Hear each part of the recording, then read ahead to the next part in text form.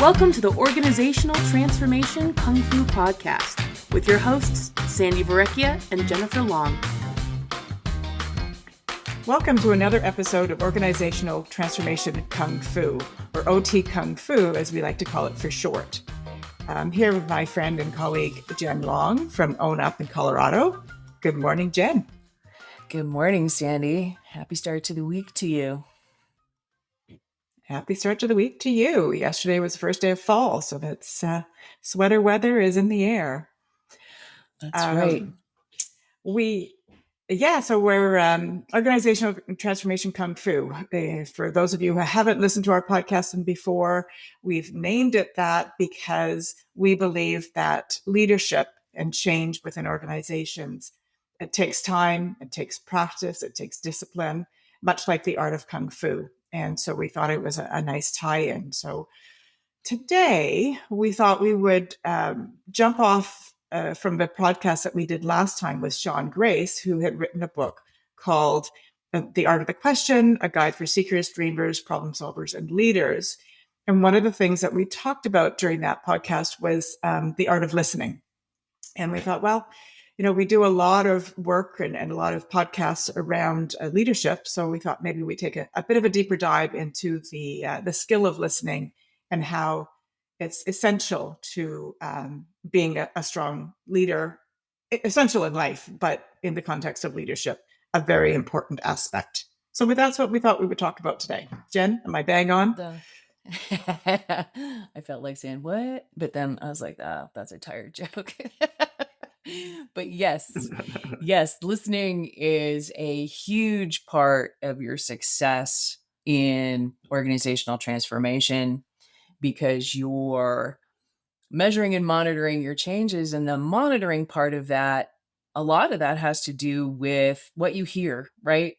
Paying attention, sensing how are one of the things we talk about in organizational change is are you speaking differently, right? And listening for the shift in the conversation to notice that you're making progress, to notice what's happening. So that's one of the reasons why this skill set often overlooked, because it's, one of the senses, it's just the thing we do. We become very complacent about how we listen. And we probably don't do it with as much intention as we could, which would make us way more effective, especially when we're moving through shifts or changes or, leading the high stakes thing. Yeah. And I think both Jen and I are coaches. And one of the skills that we learned early on as a coach through coaching training is that skill of listening. And I remember sort of being an early coach when we didn't really have, this where we saw each other and we weren't always together in the same room, but having to listen intently on the telephone for those shifts.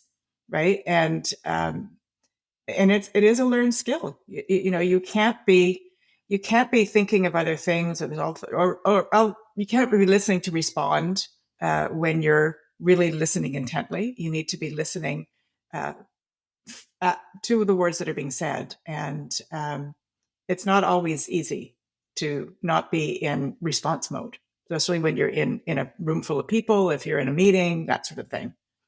Right. And it's very much tied to what we talk about when we talk about presence, right? A lot of executives need more presence. And so when you start investigating, well, what does that mean to be present? That really means you're dialed in to listening. You're dialed into the focus of making sense, of hearing, of seeing what you're hearing, right? Your senses are working together in a way, if that makes sense. Yeah, it does. It does. What are you seeing? What are you hearing? Are they congruent or incongruent with one another, right? Because you can be listening to somebody who's saying something and their body language, their tone, it can be very different from what it is they're trying to convey. Right. Their body's going to tell you much more about where their head is than what they're telling you. And we've all gotten very, very good at making our faces face the camera on our Zoom meeting while our eyes are somewhere else. Like on your phone at the bottom. Really, does anybody know that you're not actually chatting with somebody when you're on a Zoom call? We can see it. We see it happening. Stop We it. see it, we sense it, right? We are our Yeah. subconscious picks up the pattern, it picks up the movement. And if you're paying attention, you know. And I think Hmm. that's the interesting thing about how we create connection as human is those verbal signals, nonverbal signals are just as important and in as much part of your listening as what you're doing with your ears. So Hmm. Hmm. it's an Yeah. important I thing. would say it is when we're we're on these virtual calls. It's almost, you need to treat it like you're in the same room. That you would not be on your phone typing away to somebody else if you were in an executive meeting, for example, right? Could you? Right? You just wouldn't do D- it. you know, But don't we all think it's sad when you go to a no. restaurant and there's two people at a table next to you and they're both on their Oh, phone? Don't we think that's sad? We yeah, think that's sad, yeah. right? It is very sad. It is very sad. Um, so yeah, so body language is really important. We're really fortunate, I think, to have this format, this virtual format that we're not getting together in the same room, but it makes it even more important to be present during these meetings. And one of the ways that we know when people are present is the questions that they're asking as a result of what the person is asking about. And that's a very strong leadership skill that says, I'm present, I'm listening, I'm not listening to respond.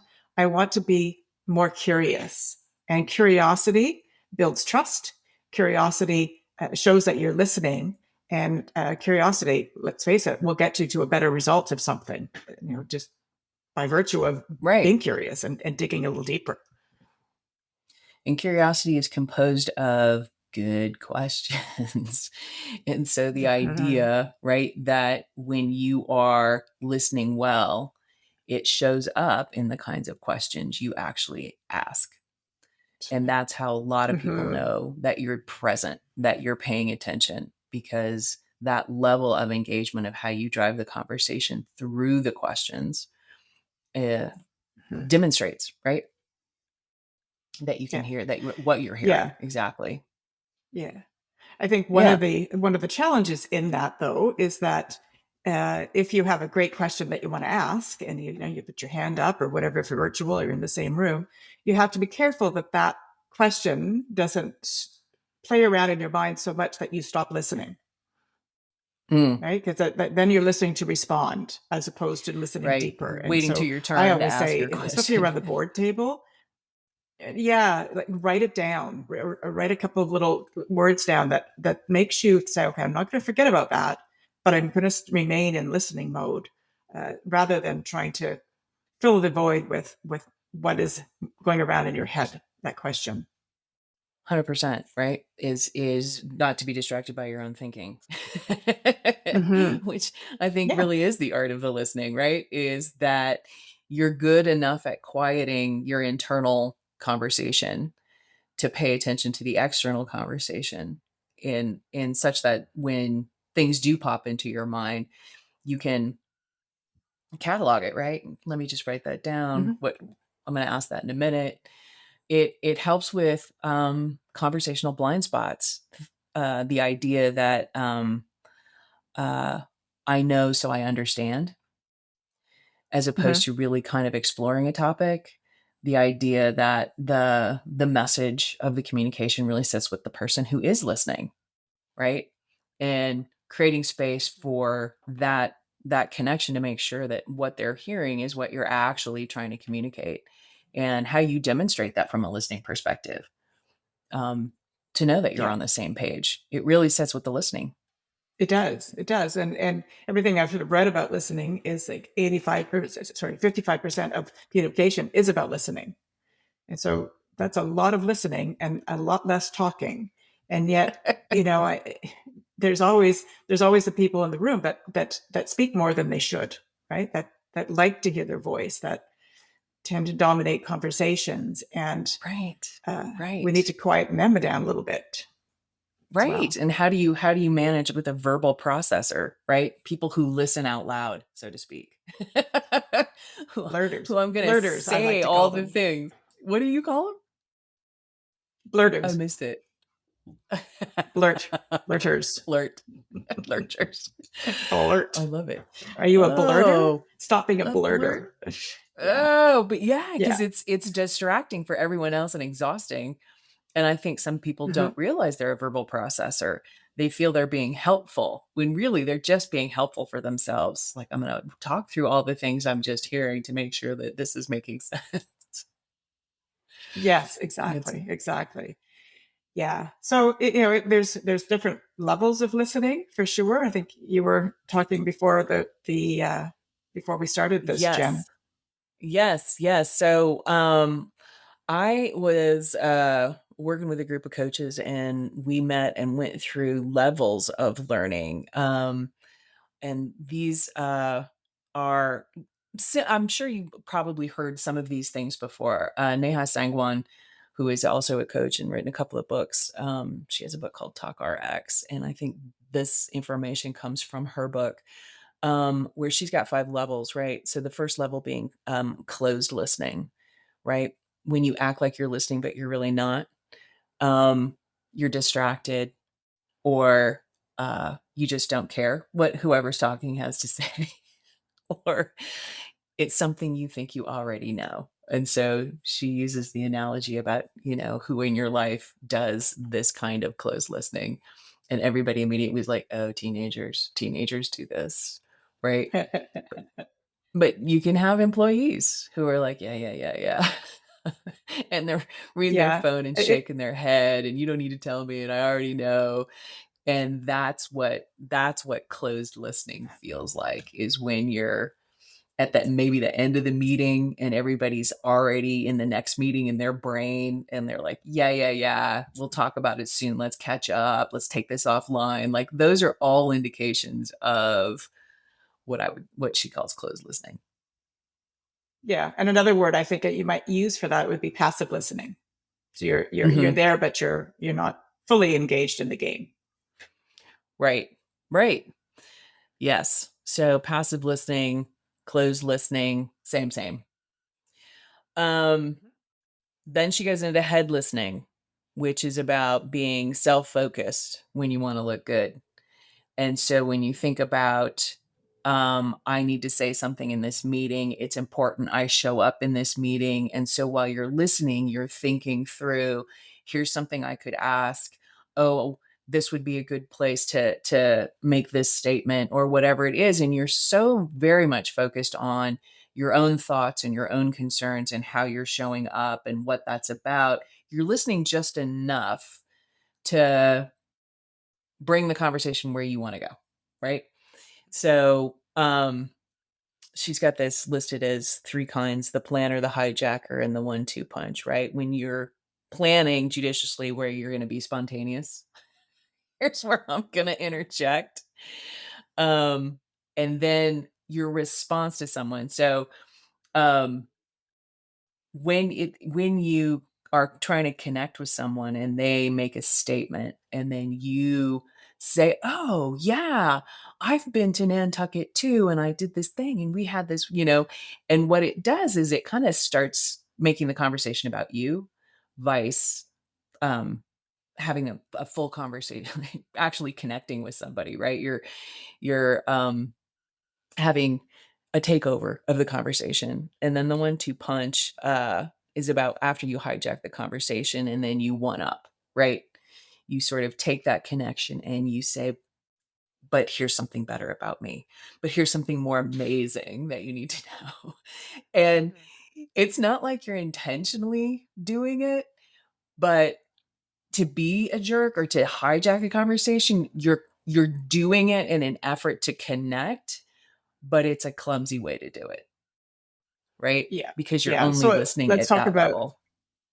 yeah. So a better way might be to say, yes, oh my gosh, I've been to Nantucket, following up on your example.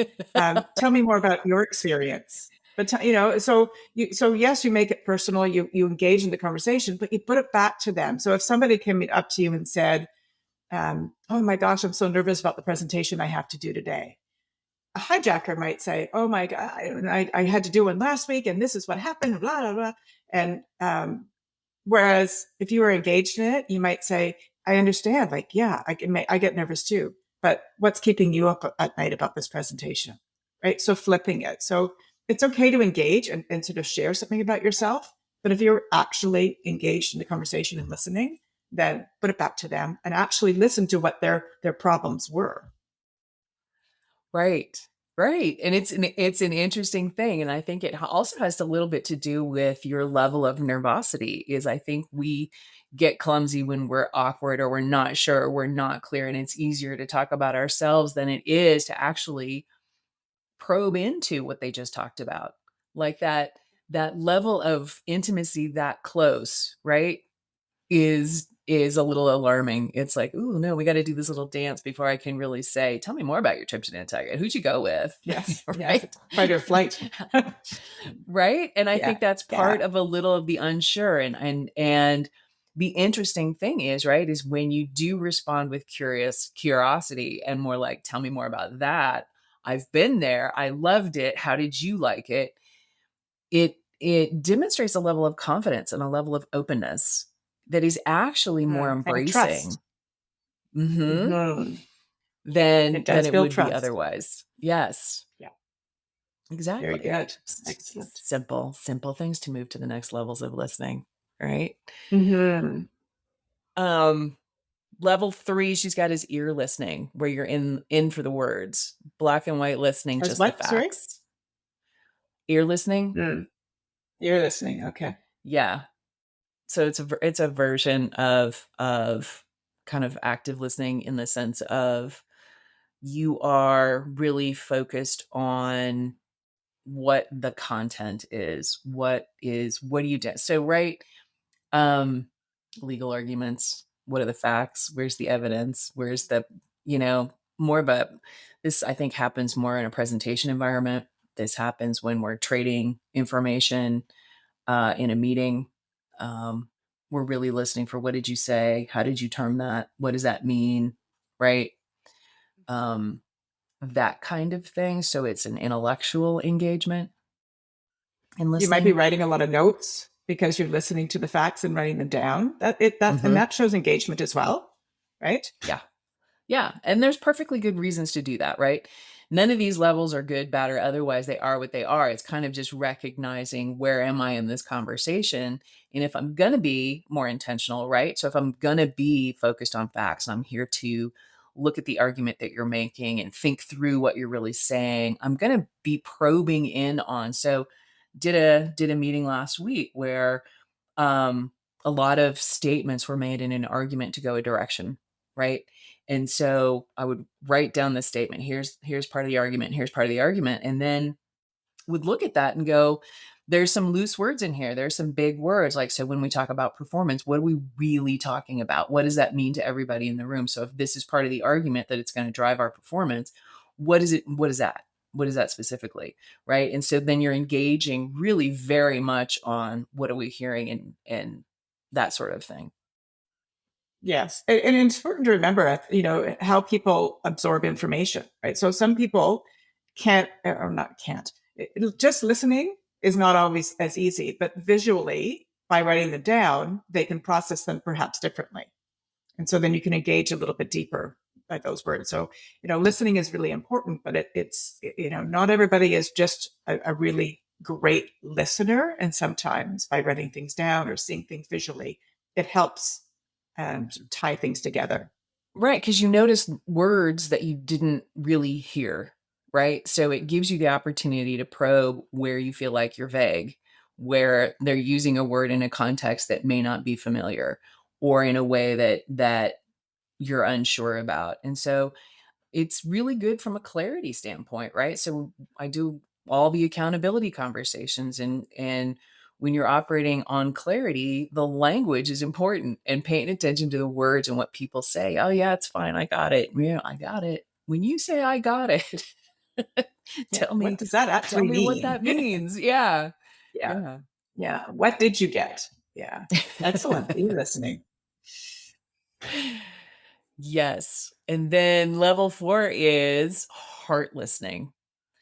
And Mm. this I teach as a piece of advanced listening, where you're really looking for an underlying emotional drive, right? They Mhm. said something, but they said it with emotion. There is emotional language within the context of the communication, right? Things that start with I'm sensing or I'm feeling. It really feels like, right? And Yeah. then there's a whole list of emotional words to probe. And those emotional words are um single words, right? Frustrated, anger, pissed, Yeah. excited, right? Mhm. It's all sort of a and say more about that because we always have complex levels of emotion. And so what is the importance, Sandy, of hearing emotion? Why do we want it? I Why do we think want to it's to, know? yeah, we want to know actually what's going on below the surface, right? We want to be able to engage a little bit deeper.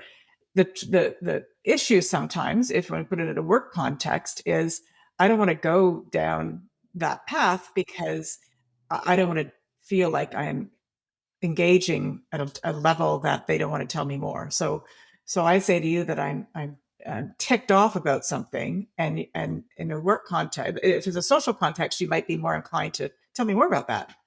In a work context, you might be wanting to shy away from that. But the power is not to shy away. The power is to tell me more. Tell me more about that, and enable to people to articulate what that might be, rather than making assumptions. 100%.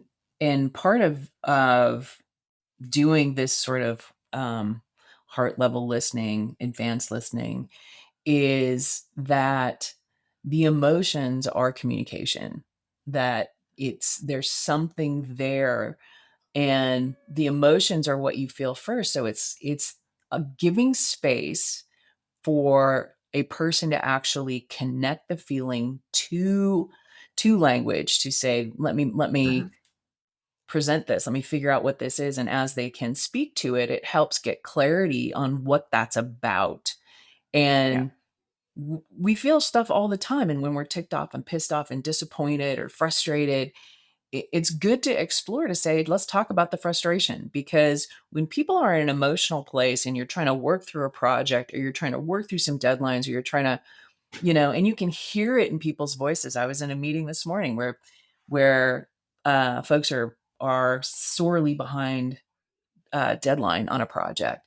And then somebody went on vacation, and I could hear it in the guy's voice. He's like, so you're telling me that there was no handoff in this person going on vacation? I mean, and you could just hear the frustration in his voice, right? And Yeah. I was listening to the conversation because the question wasn't directed at me. And I was hoping that the other person would say, I can hear your frustration. I know it sounds like we've dropped the ball here, right? Like, because Yeah. you really want to say, I'm hearing what you're actually telling me is that you are super pissed off that you're having to ask this question. We are where we are. And that stuff has to get tabled. And those are better meetings, and allows for, um, the folks who are dropping the ball to say, we're dropping the ball and here's what we're doing, so that Yes. the Yeah. frustration goes away, right? The emotions aren't there. Well, it Resolved. sort of ties into Patrick Lencioni's continuum, right? Conflict continuum. Not that it's not really conflict in the true sense of it, but being able to have those conversations where they are mucky, where they are a little bit more heartfelt, it can create brilliant solutions at the other end. But you can't shy away from them. You have to engage in the moment and explore a little bit deeper in order to come out better on the other side. Because when you don't, it feels so unsatisfying. Things get left unsaid. And then there's a lot of Yeah. meetings after the meetings to process all the things that didn't get said. And it just Because I creates didn't so get, much churn. if it was my, yeah, if it was my emotion and I said it out loud and you just discounted it and pretended I didn't say it, I don't feel heard. I don't feel seen. And then, Right. I'm just, other emotions sort of bubble up to the surface. So you're absolutely right. You Yeah. can't shy away from And them. I think people forget that when you just discount emotions, you are basically ignoring people. I'm just going to ignore Yeah, that. I'm ignoring totally. you. I'm Yeah. ignoring your feelings, whatever that is. We're not dealing with it. That's what you do when you don't deal with the emotion in the room. And Mm-hmm. that's really the impact and because it gets tense, especially if people bring it right to the room, and that's where everybody feels uncomfortable. But that's the embrace the suck part of communication, where you Yeah, have to stand in and that. being an empathetic leader, right? And sort of being sort of tapping into that empathy for like, I just need to hear more, a little bit more about that. Yeah. And the interesting thing is, as soon as you open the door and say, I can hear the thing, let's talk about that for a minute. Mm-hmm. And you kind of let that person say their thing. Um, and in the listening is to repeat back, here's what I'm hearing. Here's Mm-hmm. what's coming from you. Is that what you're trying to communicate? Right? They Yeah. feel heard. It reconnects everybody to okay. And then it's, can we deal with, how do we answer that mail, or do we, is that should be a separate conversation? And yes, I hear you. And can we, right? So Yeah. you get the options on how you want to go, but the important part is you're in the conversation enough to know, right? That putting Yes. names on And not emotions. shying away. Yes. Yep. Yes. Yeah. Huge skill. Yeah. Huge skill. Um, Level 5, open listening, right? This is about values connection, listening below the words for underlying emotions and what the person values when you articulate when something values, right? Um, is what's important, right? So values is about what's important, and really Mm-hmm. understanding. So when I'm in the open listening, I'm very much connected to what's important about this to you. Yeah. Yeah. Very good. Very good. And that's a big What coaching happens, skill. Jen? What happens, Jen, when you're in a meeting, and we've all seen this happen, and the leader is talking and giving direction or whatever it might be, and everybody around the room is just nodding their heads in agreement. Is that Silence is good? not agreement. No. No, No. And no. It's called that's the that's information bubble. mm, yeah. Yeah. Where we want, It's because we're where all in a big damn hurry. So we would like you to nod your head and take that as agreement, acceptance, and we're all in the mutual, but it's never that. it's not, and so it's people that are probably maybe afraid to speak up. They don't want to challenge leadership, depending on the hierarchy of your organization. And so if you're as a leader and you're giving a whole lot of information, and people aren't engaging back with questions, and people aren't engaging back with body language that says, I need to know more about that, then you need to explore what that is all about. Because in order to make really good decisions, in order for people to follow along, in order for people to connect strategy to activity, there needs to be dialogue. Right. Conversation is two ways. It's dialogue. It's not, let me just present some stuff and have you nod your head, because even if you're nodding your head in a way where you're like, amen to that, yes anding is also another way to say yes, and here's what else this brings up for me, and this is why I'm super excited, and whatever that is. But that also Mm-hmm. says, yes, I feel like I'm connected. Yes, I feel like I'm in agreement, right? The acknowledgement tells you, the speaker, right? The message is in the listener, that they heard what your intention was. Yes, exactly, exactly. So, but it's a bit of a trap, I think, for some leaders to look at the nodding heads and think, "Oh, we're golden." How often does that happen, right? You leave a meeting and, "Oh yeah, everybody got it." And then Exactly. the water cooler talks and the meeting after the meeting, and I That's don't right. really know Oh what I'm my supposed to do, God. but I couldn't raise it. Yeah. Yeah, it was So, very uncomfortable. Yes, mhm. yes. I'm looking through. So we've given you 5 levels, which is Mhm. kind of a inclusive of some other things. Are there other things that our buddy Sean went through that we thought, wow, this is because he does have a very, very long list. Yeah. Critical. Well, we talked a little bit about the defensive listening, and I think that's an important one to explore a little bit more. If you're in defense mode, you're not listening because you're just there to rebut. And you got to be careful. And so I always say, if you're feeling like that, you're passionate about something, write it down. And so engage again. I think writing things down, getting them out of your head on the paper, we said this before, is a very important skill and very productive. Because you may not feel as passionate by the end of the conversation as well. And so if you interject, if you become a blurter with, what it is that you're being defensive on, if you wait a little bit longer, you may find that it's not as important as it once was. Right. Wait for more context. Yeah, because the whole list of behaviors that follow in on defensive listening, where he talks about reactiveness, right? Like, Yeah. I'm rolling my own story. I'm telling myself a story. I'm making stuff up. I don't realize I'm making stuff up, but I'm doing that. Then I get into interrupting behavior, right? And then it's all about what's in my brain and how I'm going to argue back, which is, and just the whole idea physiologically when you're in defensiveness that your hearing decreases. Yeah. It just decreases because you get very tuned into your own internal dialogue or it's really a monologue about what Yeah. you need and what you got to do and how pissed off you are and right you are, whatever it is, your external hearing, you go inward. So it goes down. Absolutely. Exactly. Selective listening. That's an interesting Yeah. So they dynamic. sort of all kind of, I hear what I want to hear. We all do that in certain circumstances for sure. Well, and I think all in all, yeah. Go ahead. I was just going to say, like, when do you do selective listening, right? Maybe you're going in to have to listen to someone you don't respect. Maybe you're right. Like there's a whole story that's going to go into, there's only one part of this meeting I'm interested in. Right. And WebEx and Zoom are really good at formulating selective listening. Because if you're sitting in an environment where you don't have to have your camera on, you're only paying attention to, oh, that's the boss's voice. And so I'm only listening to that. Right. And at times, you don't even realize you're doing it. And I think, that's a whole other topic of, do you need to be in the meeting in the first place if you're only listening for one piece of it?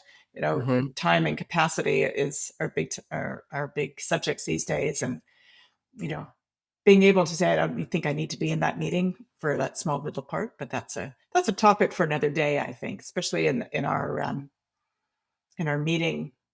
meeting-itis world that we live in now, right? Everybody's meeting about meetings and meetings after meetings, and it just we don't have the time, and we have to be judicious on how we spend our time. But yeah, so how do you get ready to listen?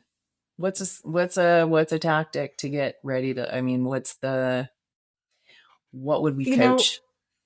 One of the things that I would tell people to do is after your next meeting that you're in, really dissect how present you were in that meeting. So looking at things like, self-reflection is really critical, important, and powerful, right? And so in the moment, you may not see it, but self-reflection about how you showed up, what type of, go through the lists of that Jen just provided us, or, the list in Sean's book. What points of this meeting did I engage in these different aspects of listening, and what could I do better? I think that's one really good way to figure out where you are in the sort of that listening continuum, because it will change. It's not, you're not always going to be a completely active listener. You're going to be sometimes selective, sometimes a heart listener, whatever it might be. Yeah. That's I think my tip is stop before you go into a listening. Stop, get quiet. Right.